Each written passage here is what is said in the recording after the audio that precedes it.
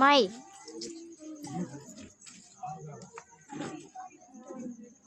మౌతులు రావట్లేదురా. ఎక్కువ పెట్టవాలి, తక్కువ పెట్టాలి.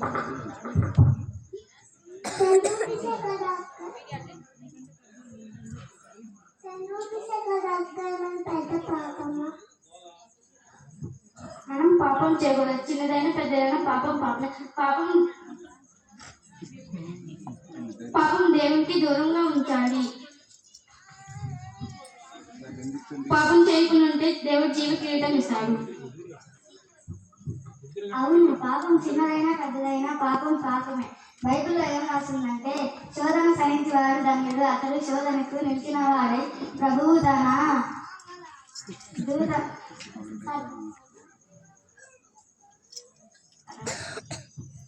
ప్రేమించు వానికి జీవ కిరీటం పొందును.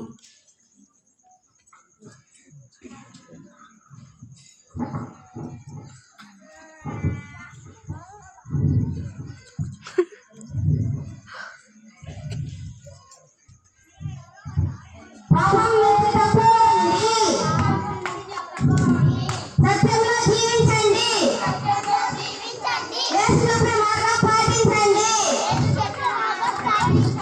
పాపంలో నుండి తప్పుకోండి.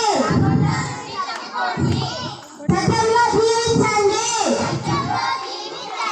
యేసు చెప్పిన మార్గం పాటించండి. పాపంలో నుండి తప్పుకోండి. సత్యంలో జీవించండి,